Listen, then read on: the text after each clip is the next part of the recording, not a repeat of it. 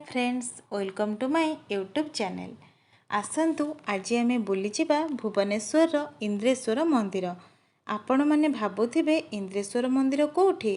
हाँ, आम जाइलु से राजा रानी मंदिर जार अन्य नाम थिला इंद्रेश्वर मंदिर। प्रथमे आम मंदिर बाहर पहुँचलु एवं मंदिर भितर को प्रवेश करने टिकेट करनेइथिलु एवं टिकेटर मूल्य थिला मात्र 25 टंका। तापरे टिकेट को सेठारे उपस्थित थिबा सिक्यूरिटी गार्ड को देखाई आमे मंदिर भितर प्रवेश करिथिलु।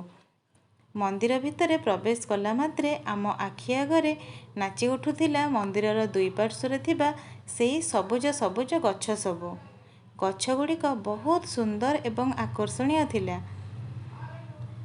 एवं मंदिर भितरटी चंपा फूल एवं कदम्ब फूलर बास्नारे पूरा महकी उठुथिला।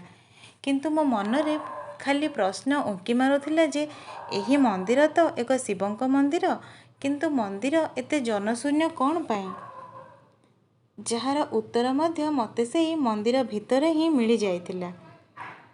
मंदिर पाखको जाऊ जाऊ हठात मोर नजर पड़ीगला मंदिर भितरे थिबा एक शिलाखंड उपरे।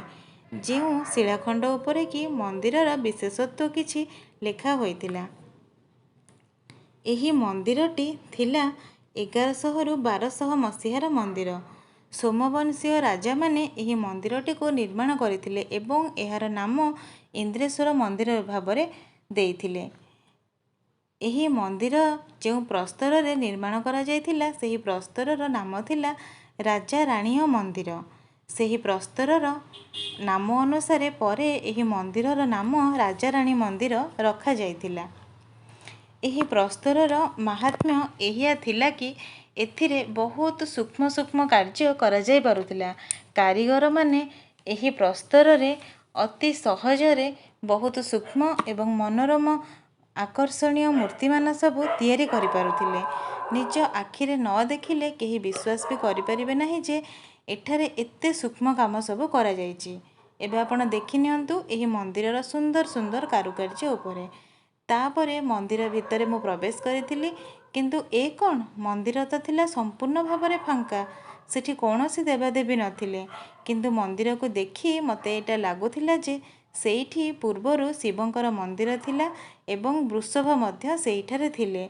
किंतु कौन हैला हठात से शिव मंदिर कुआडे गला? ना सेठी अछि शिवलिंग ना ही अछि वृषभ, केवल सेही मानकर चिन्ह रही जाइछि।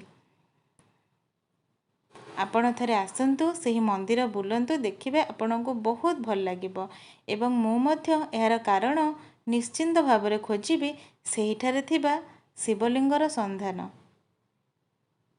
Thanks for watching.